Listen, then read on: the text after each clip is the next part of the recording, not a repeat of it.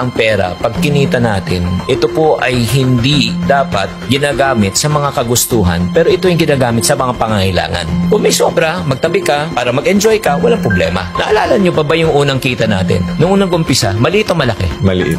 Himala, nung maliit ang sweldo, maliit ang kita na pagkakasya, minsan may sobra pa. Nung lumaki ng kita, nagkulang na, nagkautang pa. Exactly. So, ano problema? Yung kita? Hindi. Tao ang problema. Exactly, yung taong humawak ng pera. Nagre-reklamo tayo sa inflation na hindi mo makokontrol. Eh, ang problema, yung lifestyle inflation. Marami sa mga kababayan natin na kahit anong laki ng kinikita at sinesweldo ninyo, hindi pa rin kayo makaipon, hindi pa rin kayo makapag-umpisa ng sarili ninyong negosyo kasi napaka-waldas ninyo sa pera. Ang pera, para tong binhi. Think like a farmer. Yan din tinuro sa akin ng nanay ko. Anak, ang pera, tinatanim yan.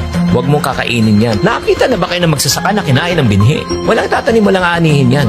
Pinakamagandang sigurong illustration na ito. Pangarap ng bawat Pilipino ay magkaroon ng sariling Bahay. pangarap ng bawat singkit ay magkaroon ng sariling Negosyo. para magkaroon ng bahay. Yes. Ano masasabi mo doon, Coach? Pag kumuha naman ako ng bahay, pag hinulugan ko yan, at least yung binabayad ko dyan in the future, sa akin din naman mapupunta eh. Ang tingin mo ba dyan, investment o liability? Yung bahay na tinitirahan mo na gusto mong tirahan hanggang ikaw ay magretiro, hanggang ikaw ay bumalik, eh yan ba ibebenta mo? Eh, hindi, kasi titirahan mo yan eh. Correct. Yan ba ipapaupahan mo? Eh hindi rin. O, so ang tawag dyan, liability dahil hindi kumikita ng pera. Correct. So ang mga marurunong sa pera, at tinatanong nila parati, paano ko muna patutubuin tong pera na ito? So ang ginagawa kasi na marami nating kababayan is kumita ng pera abroad tapos iloloan nila sa pag-ibig 10, 15 years to pay. Ano masasabi mo sa ganyang klaseng thinking na matagal na nating kultura dito sa Pilipinas? Wala namang problema na bumili ng bahay. Basta kaya ng budget mo. Hindi naman natin dinidiktahan, o itong gawin mo, ito yung tama at mali. Hindi. Preference ng tao yan eh. Like ako, preference ko talaga,